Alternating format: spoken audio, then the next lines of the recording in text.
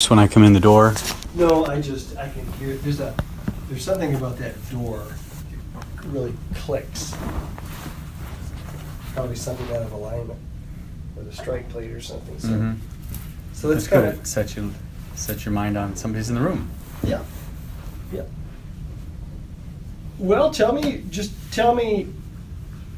of developments. You got a place to stay for the time being? No.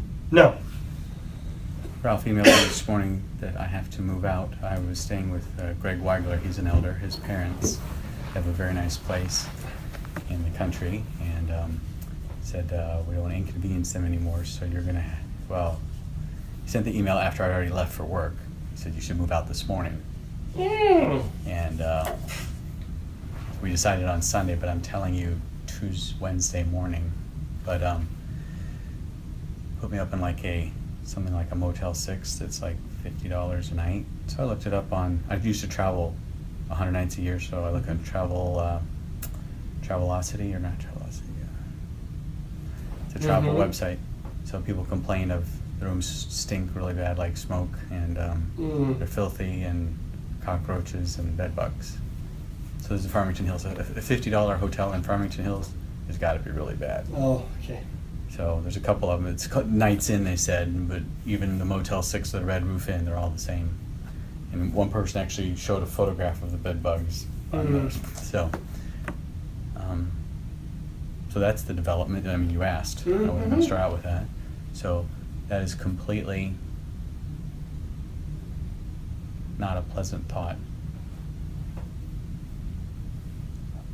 I'm sensitive to smells. I don't like smelling matches even. My wife always would light candles, and I'm like, don't use a match. We don't even own matches. I just, but so I don't. Not sensitive, allergic wise, but just I don't like it. So, yeah. Okay. And that's kind of indefinite. That arrangement would be kind of until. Yeah, and so that is a completely bad state. Bummer. Yeah. So of course I don't want to do that. I don't live in a place that stinks.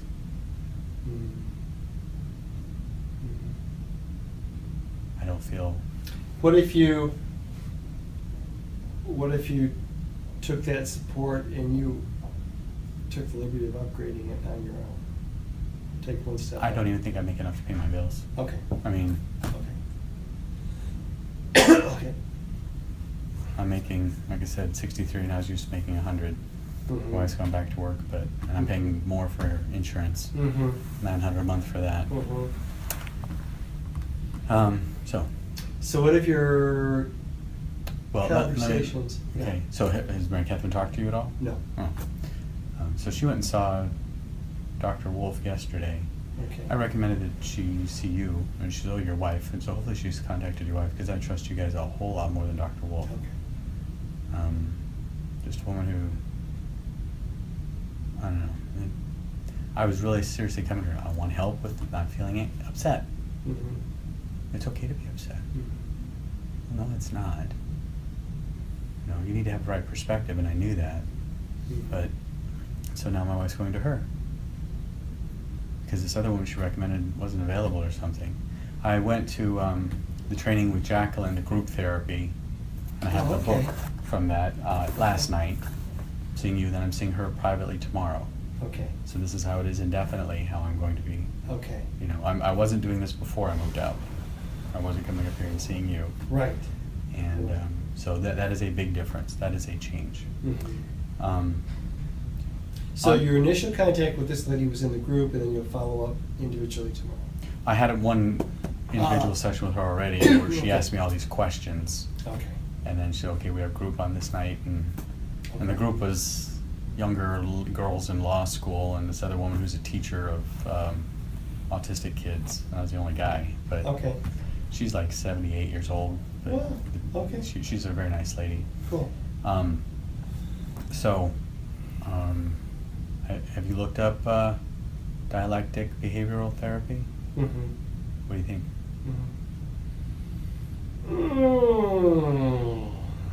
I think it can be helpful. I think it's, I think it can be kind of a narrow band. I mean, and this isn't, I don't want you to take this as a negative. It can be a little bit technical. Mm-hmm. And so I'm interested in giving you a little more perspective than maybe that gives. But I don't want you to be squeamish about it. Learn what you can from it. And if you have questions, especially if you have questions, ask me about them. What I'm getting in now terms of is what comes up. you see something and you don't make any judgment. You just say, if your son rolls his eyes, you don't make a judgment. You just say, he rolled his eyes.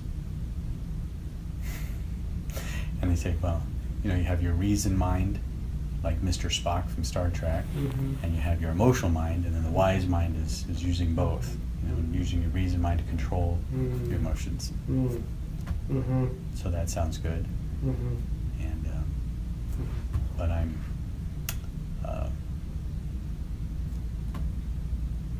sure that some of that will be helpful. So Sunday we had lunch at church. I used to listen to RC School a lot on the radio, a lot. Mm-hmm. As the morning program from like 8 to 8:30, Mm-hmm. right? And I first discovered him before I got married, and was listening to him a lot. And I'd record it with a timer and then play it back in the car. Okay. And one of his programs, they had a guy on who talked about the Puritans and how they would write that during the sermon you should focus on the sermon, and it's a sin to be thinking about other things. You should be focused on the sermon. You ever heard those concepts? Yeah, not necessarily attributed to the Puritans, but yeah, that's fine. Okay. I mean, Yeah. and do you believe that's what I should be doing? I shouldn't be doing something else or thinking about something else. I should, as Paul told Timothy, preach the word. That's the main thing, right? Mm-hmm. My main responsibility during that time is to listen to the word Mm-hmm. without distraction. Mm-hmm. And I believe to do something else and say, well, I'm listening, but I'm doing something else is sin. Do you agree? If it's not necessary.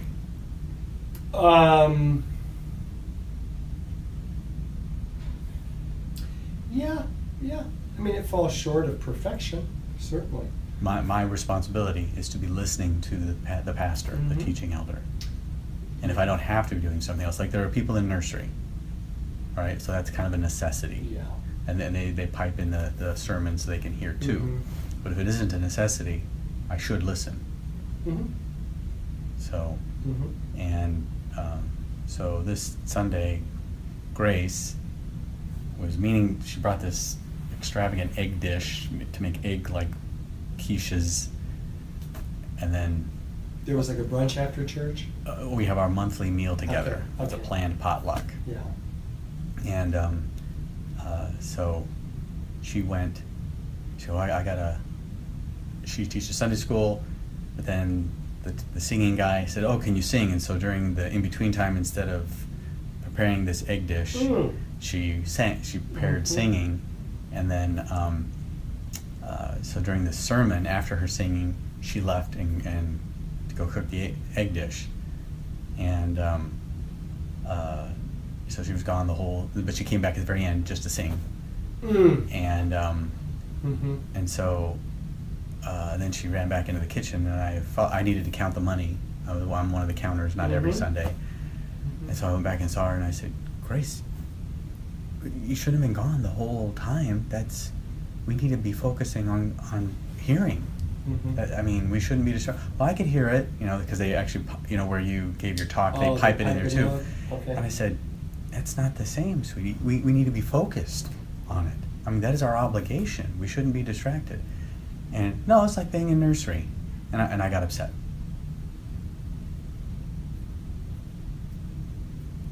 So, and I How did you express upset? verbally, Okay. What'd you say?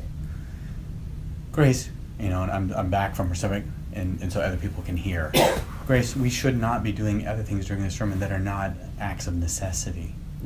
You know, this is not an act of necessity. You should be focused on listening. It is our moral obligation. And then I left. So yeah, I was a bit loud, so that other people could hear me, but I wasn't close to her. So, but given the situation, I shouldn't have said that with the strife in between. It probably didn't do a lot of bridge building. Nope. No. No. And as we talked about with Ralph after the sermon, he goes, well, technically you were right, but yes, I did get upset. And I still feel this responsibility to guide because she is my daughter.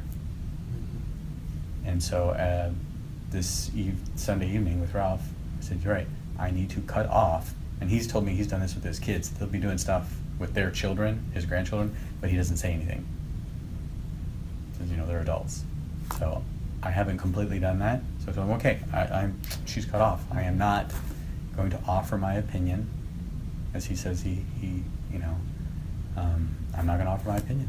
I'm not even going to correct unless she's doing drugs or something terrible, which she's not. But okay, Michael, I'm paying attention to some subtleties. You're saying she's cut off. I'm not going to feel an obligation to advise her that what she's doing is not the best, or so I mean, like, and someone else in church and their kids, you know, I have a general responsibility, but not, you know, the father has a better responsibility, a more detailed responsibility. We as a community have an obligation to take care of each other, and when they're baptized, we do take that vow.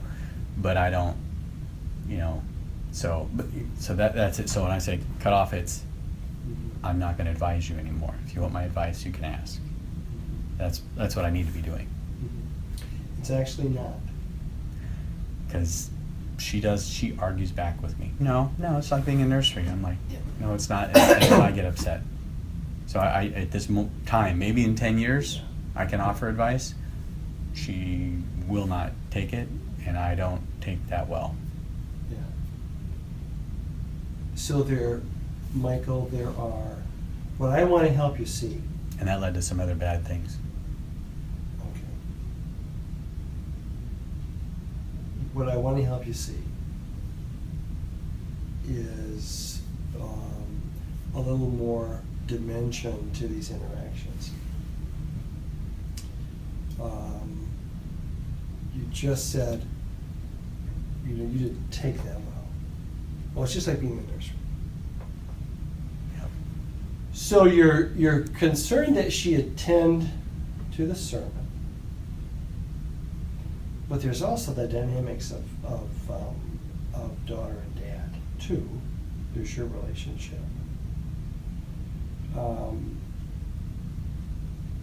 What is your concern? That you're going to think, duh, what kind of question is this? But let's kind of tease out, what is your concern about her being distracted during the sermon? I'm not questioning that she's a Christian. I'm not questioning anything about that. But my concern is that we just shouldn't do it, even if it's only once every 3 months or once a year. We should, because the Bible gives extreme importance to the preaching of the Word. And if she doesn't, what does that mean? If she means, I guess she's missing out on the Lord's blessing. Okay. Because she's not being obedient. Okay.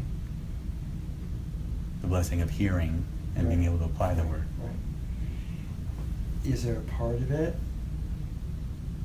that affects you as a dad? Is it, it's like I need for my kids to do the right thing because it makes me look like a crummy dad?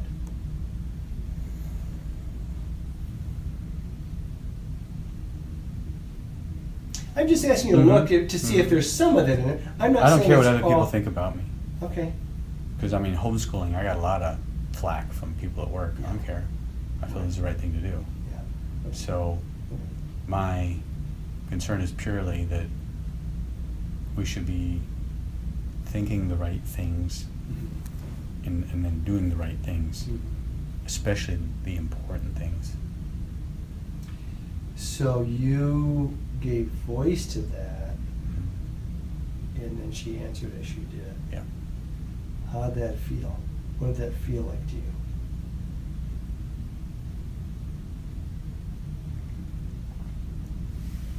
What are some of I the don't reasons you know. didn't take it? I wasn't happy, obviously.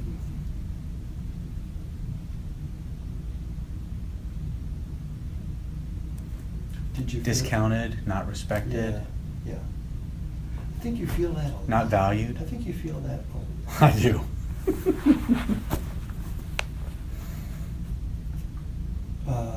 With kids, Yeah. especially Ben and Grace. Mm-hmm. Yeah. Less so with Mary Kay, but do you wonder about how she sees you? Mary Catherine. We've gotten in lots of arguments since being unemployed and leaving around the home and all that stress, and so I guess I don't feel as valued either, no.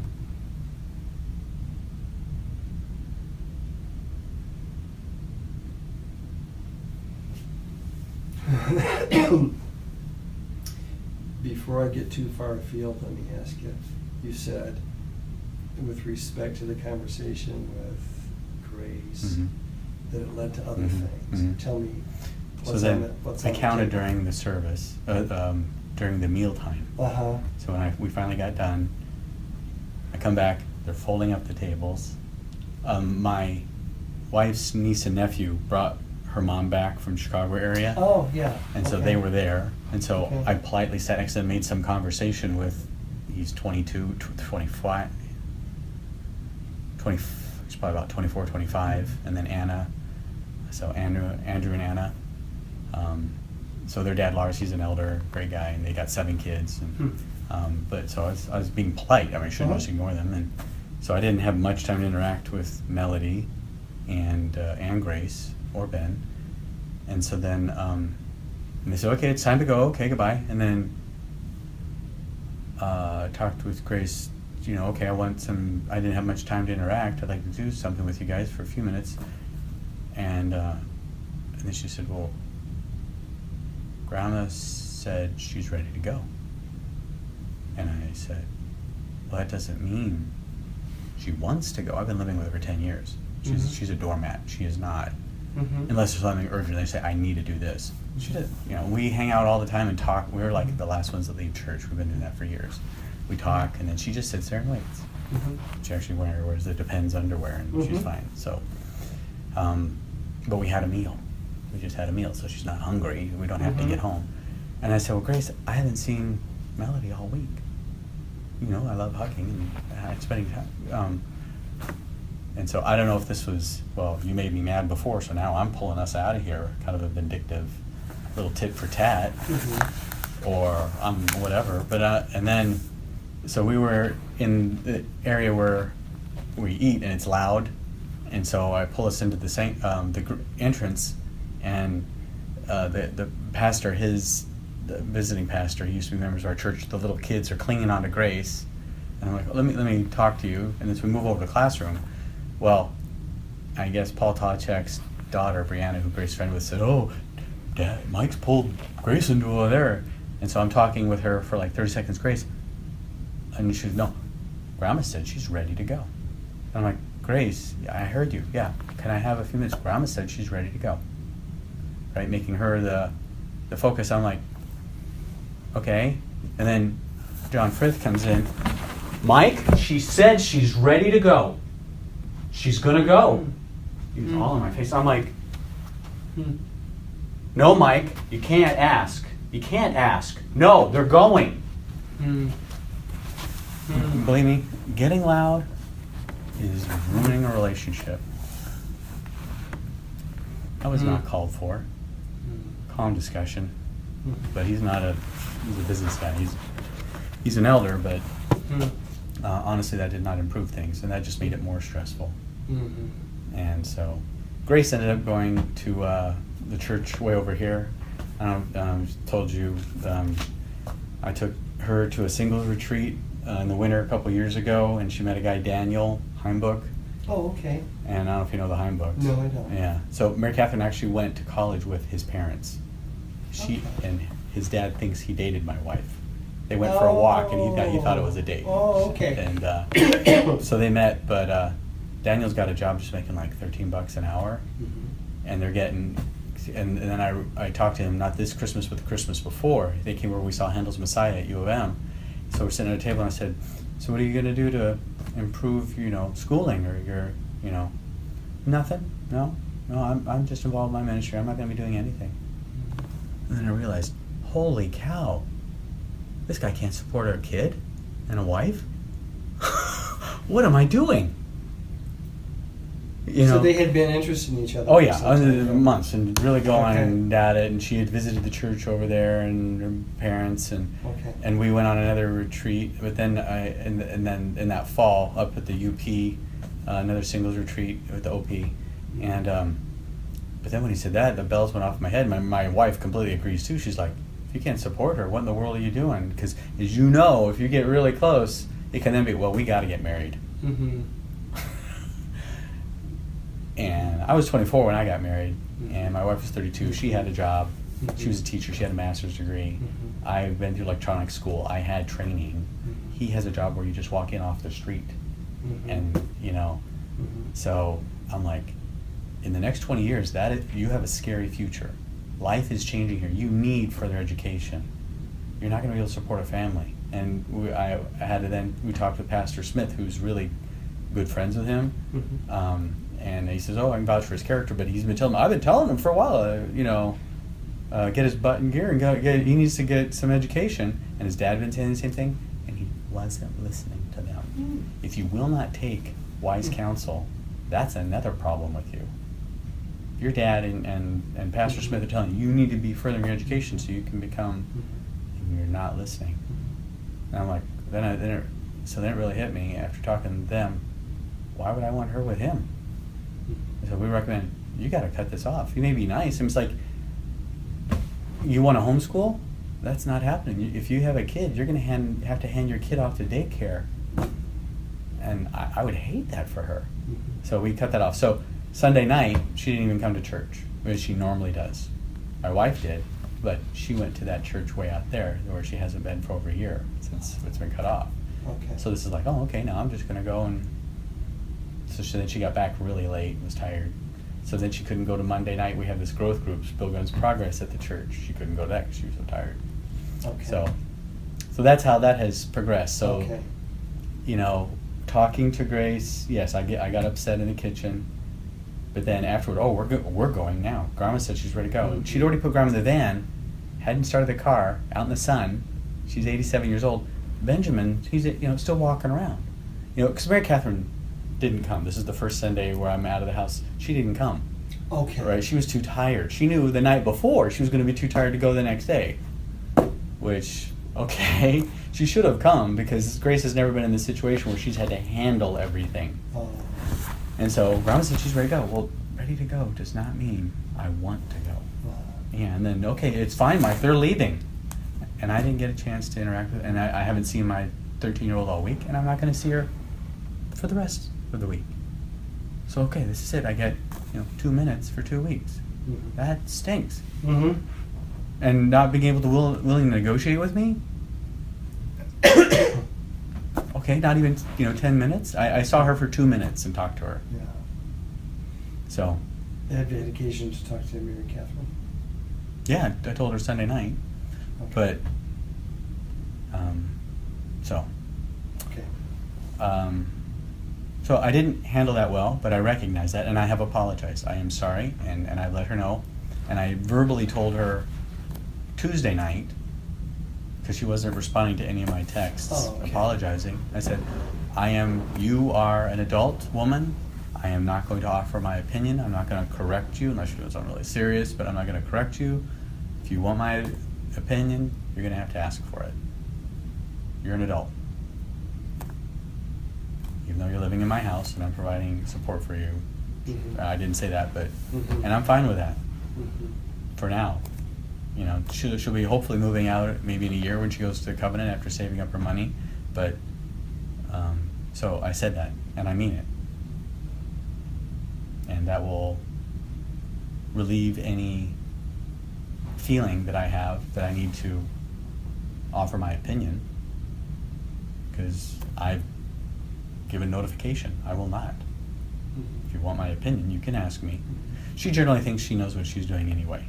I suppose that's maybe typical of 21-year-olds. I know what I'm doing and I don't need your help. And so the help I offer is seen as a threat or whatever, and so she argues back. But, so yeah, if I don't offer my opinion, then there will be no argument.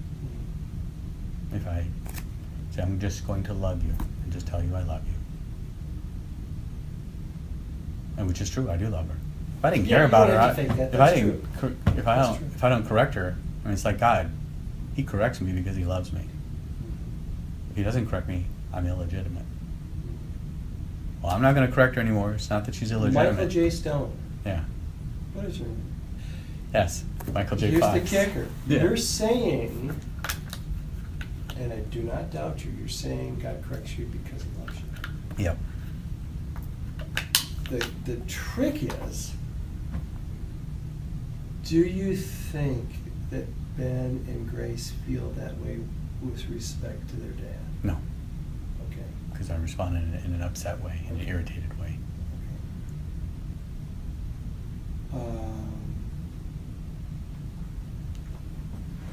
And that is wrong. Yeah, I think you've gotta go back to, I mean, I know you love them. I know you can grow in that. I'm in the same boat. I love my wife and son. I'm not real content that I've maxed that out.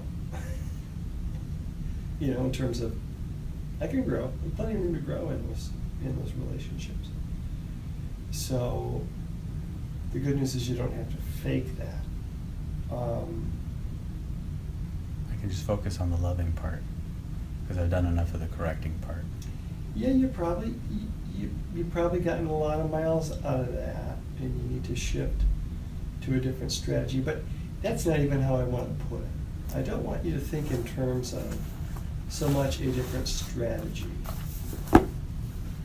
because I want how you reach out to your family to be something that comes from a deeper place than that.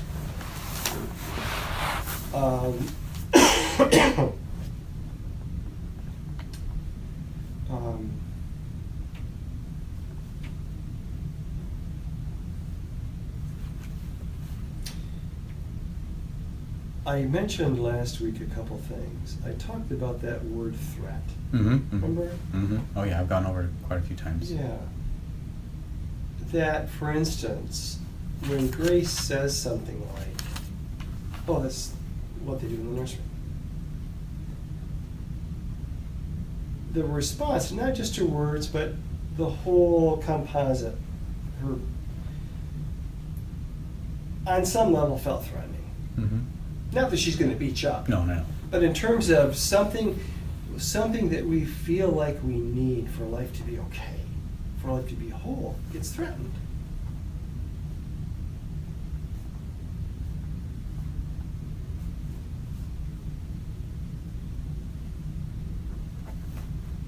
It happens all the time. So when somebody cuts you off and people get irritated. Yeah, it could be a silly thing that triggers. That doesn't bug me anymore. Yeah. It hasn't for years. Okay, but it can be a silly thing. Yeah. It can be rather the issue isn't so much the event as it is that sense of threat from which we respond. Feeling dismissed. And I'm thinking, I don't want to spend too much time here because I don't want to make too much out of it. But I think it's helpful to understand the extent to which we can be oriented to the world in large part due to how we grew up. You know, and I'm asking myself questions like, who is there for Mike, young Michael? Who affirms him? Yeah, I don't think that it was exactly falling out of the woodwork. Okay. And that's painful.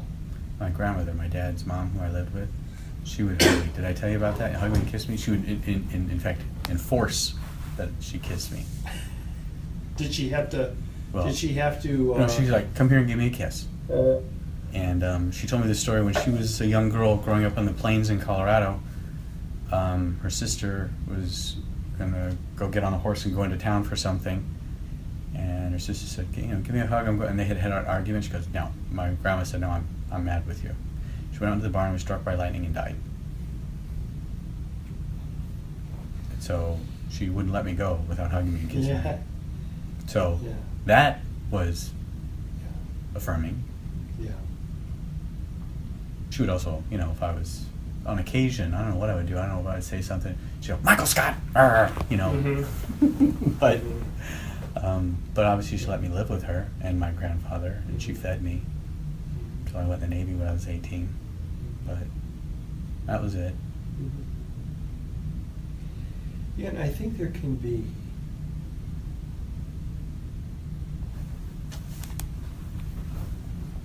Jeremiah 2, God talks about, and this is to me an interesting way of describing our sin. But he says, "My people have committed two sins. They have turned their back on me, and they have dug out wells for themselves." Some translations say cisterns that hold no water. So that's a really great characterization of our sin. It's our attempt to make life work on our own.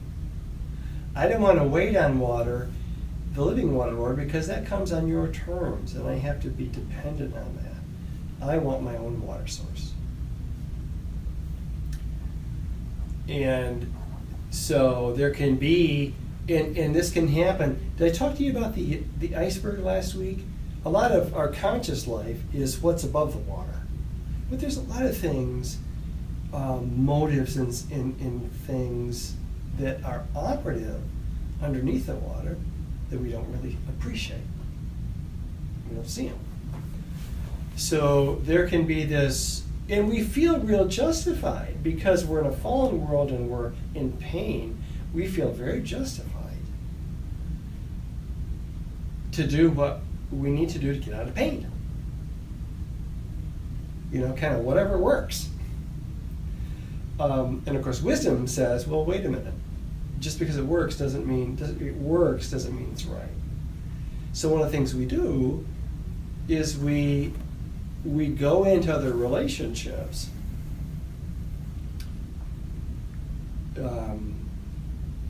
with this sort of unconscious agenda that says, you know, you will affirm me at all times, and you will appreciate me, and you'll make me feel respected. We operate like that. You know, it's your job. It's like I have, don't ask me why, I have a 6-month-old Australian terrier as a puppy, but I do. And he's a ball of energy like most terriers.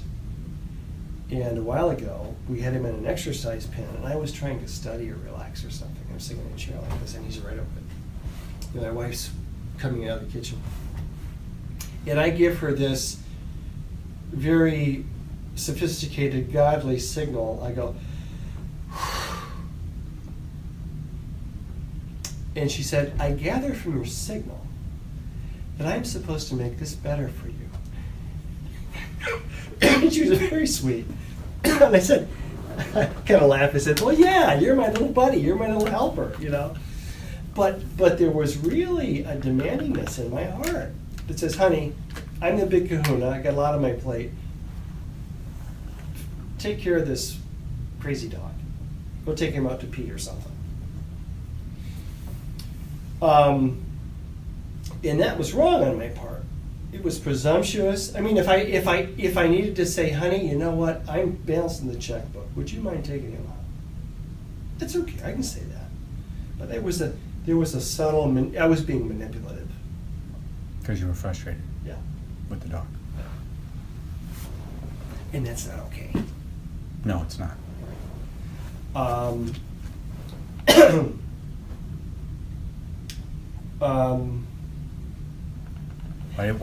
did you do that? And I would say, that there's even a threat operating there. There's this sense of, I have a lot on my plate. Tension. Could be being out of a job. A lot of things. I have a lot on my plate. I'm all but overwhelmed. I can't afford for this dog to be a nuisance. And here's the sin. I'm turning my back on God in the sense I'm saying God is not going to provide for me in this moment.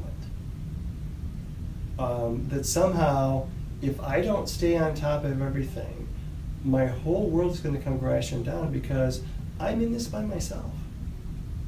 I'm not acting like, God is with me. He knows how puppies are. And he knows my needs. He knows my financial needs. Da da da da da. And so I shouldn't be operating out of that sense of pressure in the first place.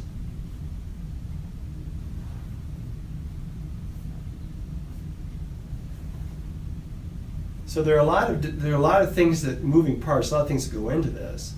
I'm operating like it's all up to me. And so in that state, I can't afford for a yippy dog, restless dog, to be at my feet. However, if God's in control of my world and he advocates for me, he loves me, I can afford a yippy dog.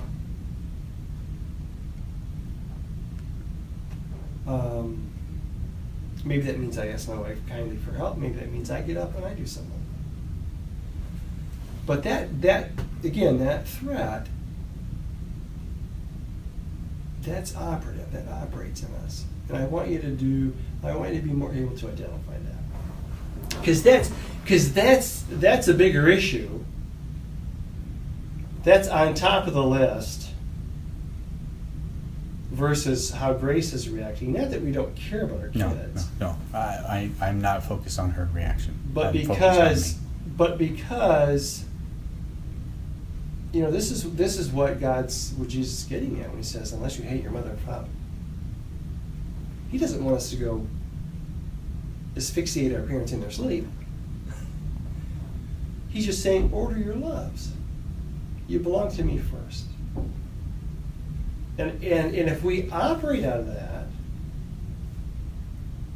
we actually do a better job of loving, than if we weren't. If I felt that my world revolved around my mother, I would not do as good a job of loving her as if I put Christ first. That seems counterintuitive. No, but you're absolutely right. But it's true. Yeah. And so I'm to love my enemies, and so if I love God, and no matter how someone is acting towards me, I am to respond back in a loving way. Well, but I don't want to focus so much on what you should do. I want you to first understand what you can afford. I can afford for this. I can afford. Don't like it. I don't respond well at first. I'm concerned for him, but ultimately I can afford for Ben to roll his eyes at me.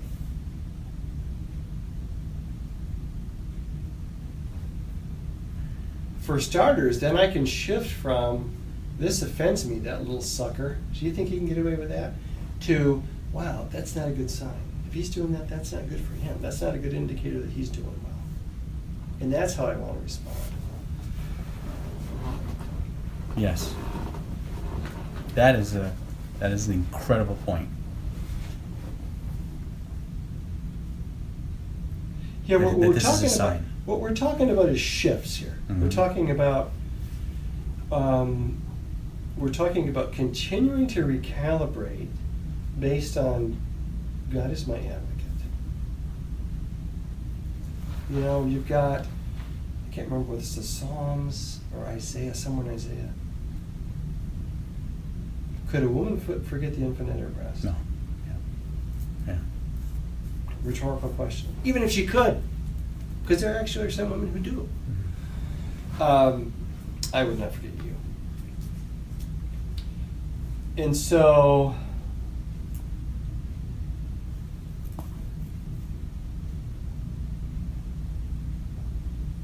And so why in the world can you afford to be dismissed by your kids? Because it's a sign that something is not right. Well, it's a sign that something's not right, but moreover than that, the reason you can afford it is that God does not dismiss you. You have His full attention and His care, and He delights in you.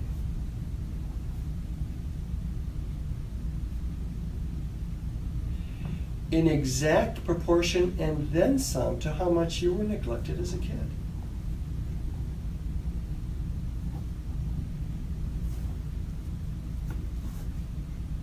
You're operating out of kind of a almost like I don't want to be ignored or anything that feels like abandoned or cut off. So hear me. I want to be right. I want to be right on this. Okay. I am putting myself in a position where I need the respect and affirmation, and that is wrong. And I don't need it. And I would never ask you not to desire it. It's a good thing. It's a beautiful thing. But I don't need it. It's encouraging. Yeah. What I need is for God's approval. You ultimately don't need it. It will if your kids think you're a jerk, it will be grievous and painful, but it will not destroy you. And if I'm doing what's right, and they're having now, what I'm saying problem. Sounds like a duh moment, right? But don't we operate as though we forget that? We do all the time. All the time. So it's as though this is a antique workman's chest. Mm-hmm. God's promise to you as a man takes the form of not only. Well, let me back up. It takes the form of no matter how people respond to you, no matter what your circumstances in the world, I will guarantee that all the things you need to be a man in the world, you won't lose any parts. No one's going to neuter you. You will have what it takes to live a meaningful life because I am your father and I'm your advocate. We have to remember that. And we have to remember it when we feel threatened, when we feel dismissed, when we feel like I feel diminished. God says, wait a minute. You can afford to be humbled because I hold you together. In fact, this is an opportunity to enjoy some humility, the freedom that gives. I don't have to prove anything. I don't have to win. I don't have to get a response. I'd like a response. Reminds me of Jonathan, the Christian preacher who sinners in the hands of an angry God. Yeah. What is his name? Jonathan Edwards. I guess some guy falsely accused him. He didn't defend himself. Did you know that? I didn't know that. He left. Wow. He was gone for quite a while, years, I guess. Wow. And then finally the guy admitted, I was wrong. But he never defended himself. Wow. So that's the ultimate of what you're saying. Yeah. It's just let God take care of it. Yeah. Well, in that moment,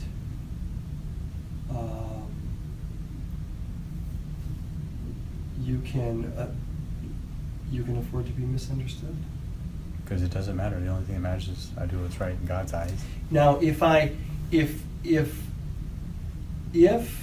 were in Jonathan's place, because I remember an incident that wasn't as severe as being falsely accused. It was petty compared to that, where I felt I stood to be misunderstood, and I felt like God reeled me in. I wanted to go explain something to the person, and God reeled me in to say, you know what? This is between you and me. Let it be between you and me. You're free. You don't have to. You can afford to be misunderstood by this person. And there was part of me that felt, I don't know, Lord, but then there was part of me that said, boy, that would be nice. Wouldn't it be nice to not have to be understood there? To not have to explain myself? Now, if it would have been in that person's best interest to explain something, then I can do it. But I wasn't doing it for him. Then you must. I was doing it for me. Right. Because we have to esteem others more highly than ourselves. Yeah. That's called a genuine friend. If you can afford to be misunderstood and they love you anyway, Yeah. that's a genuine friend. Right. Right. Well, and that's Christ, right? He's He is the genuine friend. I have two buddies from high school that I still am in touch with, and both of them have converted. That's One of them is converted heavily. That's you know. cool. Yes, it is. And so I get to call him on occasion. Yeah. That's really cool. Yeah, they've gone through a big life stuff like I have Yeah. too.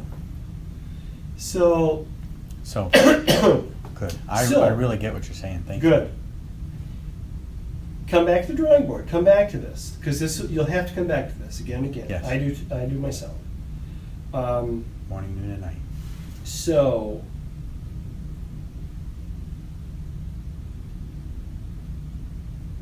in light of what's really true, in light of our fear and hurt and threatenedness, I see a marginalized, alienated. Remember, this is the scenario when we're not seeing the whole picture. Marginalized, alienated, hurt and frightened man. What was that last word? Hurt and Frightened. frightened. Okay. How's this going to get better? Am I going to,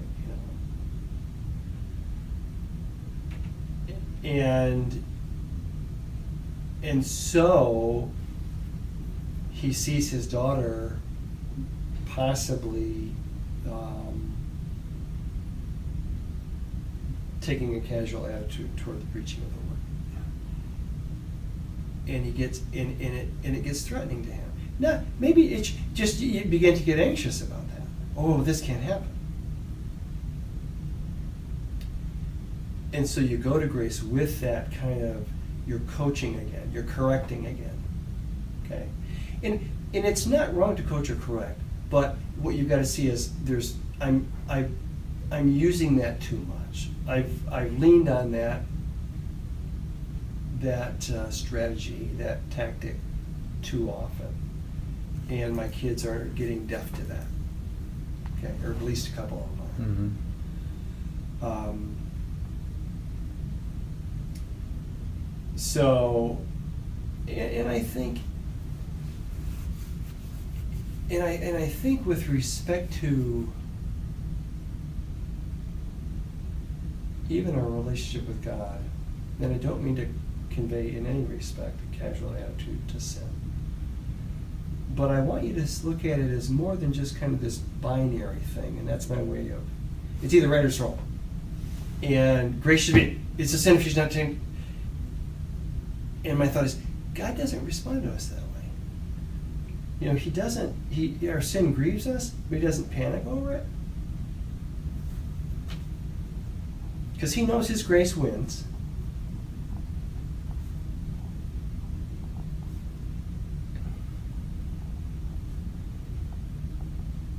And so I then season that whole notion, and I'm sorry if this is going to be vague, I'll work at making it more clear. But that to me seasons the whole idea of, is it a sin to not listen to worship? Well, yes.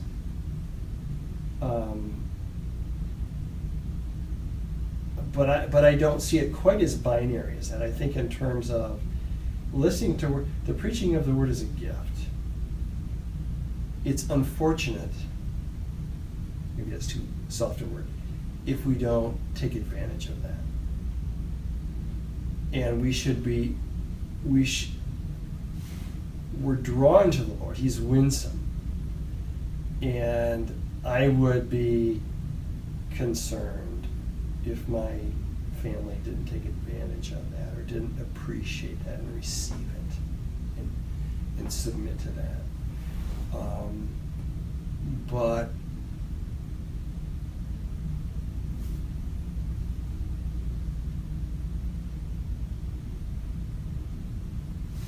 But now I see, instead of the marginalized, diminished, hurt and frightened fellow, I see someone who is sensitive to things, and he feels these things, and maybe feels a bit, our motives are mixed, and maybe there's some anxiety in my response, but I see now the whole picture. I see out of both lenses, and I see a man be loved by God fiercely, warmly, tenderly, who is equipped by grace to speak into the lives of his family, who sees grace absent and says, you know what, that, I noticed that. That registers with me. I'm concerned about that. But I'm confident that by the grace of God and the love he's put in my heart for my daughter, I'll have occasion to speak into her life. And I'll circle back, I'll pay attention to this. And she's a little bit gun shy of me, maybe a little raw. So I won't have this conversation right now. Yeah. Because and you tell you what. She's a lot, by the way, not just a little. She's the whole reason I moved out. Okay.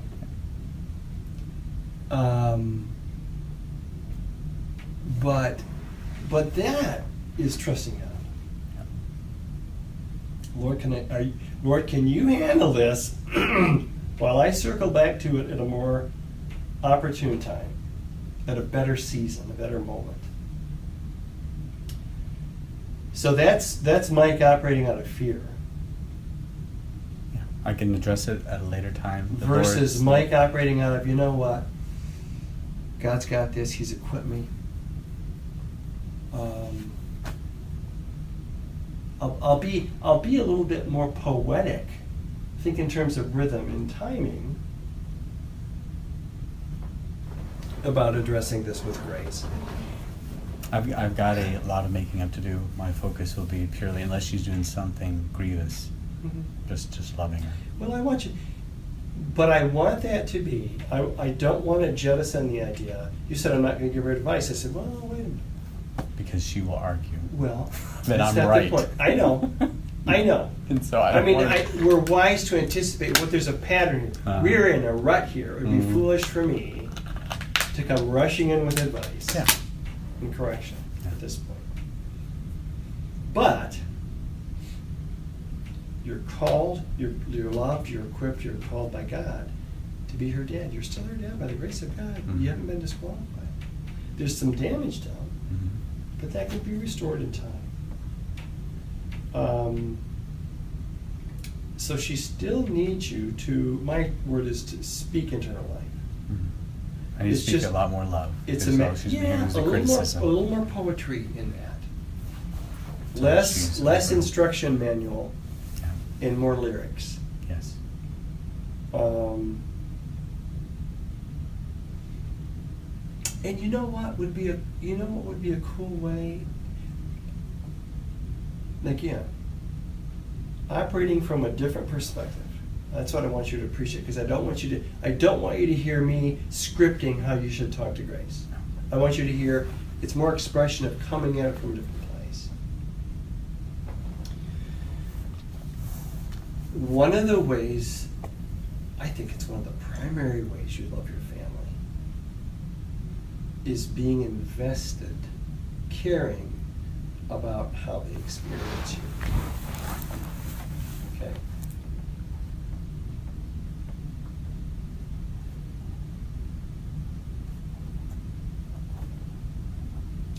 So I can imagine, I don't know, can't presume that Grace will want to talk about that discussion again. But if I were coming back to that, one of the things I'd ask you to broach it with is kind of more, and again, you can afford to do this because you can afford to be humble because you're 100% man. Okay? So you can afford to be.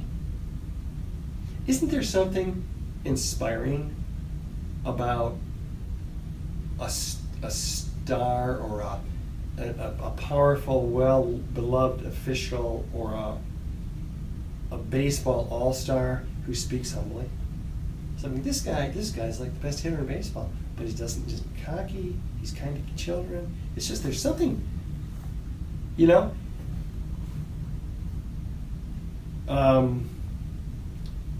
So out of humility, you come back to that and say, honey, what did you feel like when I came to you in the kitchen the other day? What was that like for you? Brother, she's not expecting that. She's expecting another dose of, okay, can we talk about this now? I do apologize. But I don't ask her how she But feels. see, that's a whole nother level of you extending yourself to your family. Because when we hurt our family, we just wish it could go away. Okay, can we start this? Can we do this over? But we've got to kind of get down in the mud with them and get relational with them. And so a question like, how did you feel when I started to talk to you about worship today? What was that like for you? Now, that's assuming a lot. That's assuming that she's willing to be vulnerable and say, well, Dad, this is how I felt. She might say, nothing. She might deflect. Well, I expect that from you, Dad. I don't know, she'd say. Right. But those are responses that say, I still have my wall up a little bit. I hope to have no more, what did you feel like when I experiences. 0 is my goal. I hope you'll have them. No. Mike. I need to get Michael back to my S. home. Stone. No. You'll have those moments. Don't put yourself in a perfectionist kind of thing. You'll fail your That's kids. what my family again. expects. That is my requirement for getting back into my home.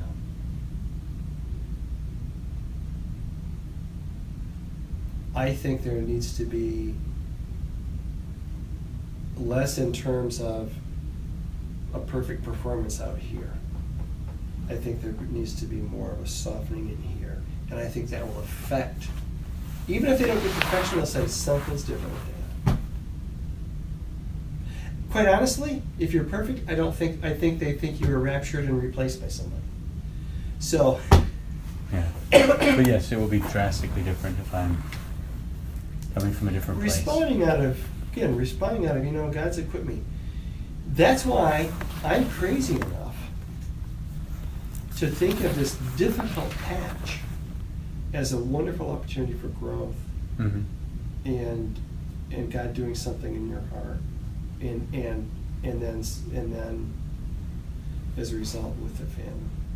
Yeah. Now, I would not tell them, because Dad's hurt your feelings, you get to hate his guts for the next 50 years. I would say, no, God, No. I don't think Grace thinks that. I'm just Ben may. saying. Yeah, we all have to look at what does it require of us to love the way we're called to love and forgive. But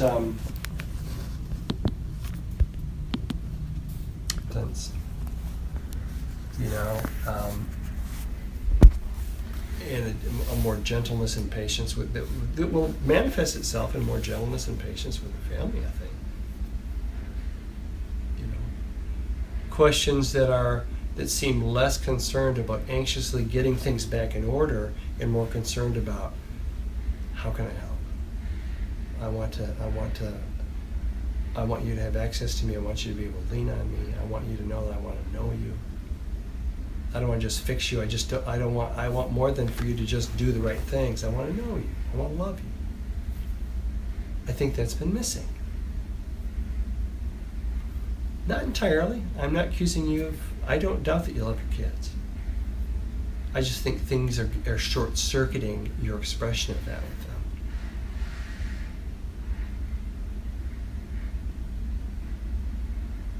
So,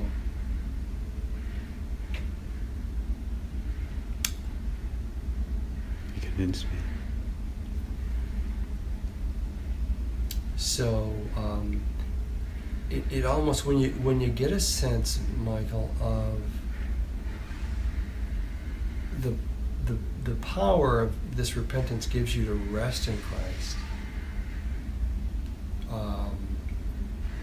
and to reach out to your family in new ways.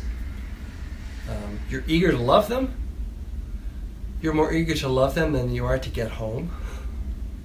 You know, it would certainly help if I could be home. You know, but if we get the cart before the horse, it will actually backfire on us. It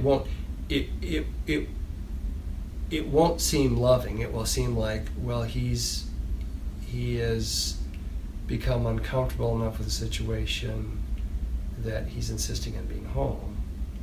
Anyway, I don't want to belabor. You're right. You're right. And it's a wrong attitude. It's the wrong motive. Yep. Allow myself to be cockroach infested and smell like cigarettes and bug bit because their comfort is more important. So when I'm away from work, that will be my new home. Well, let's pray if we can get a more comfortable, hygienic situation. Yeah.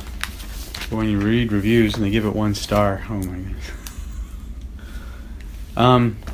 Will you do me a favor? Will you call my home and say hello to my wife?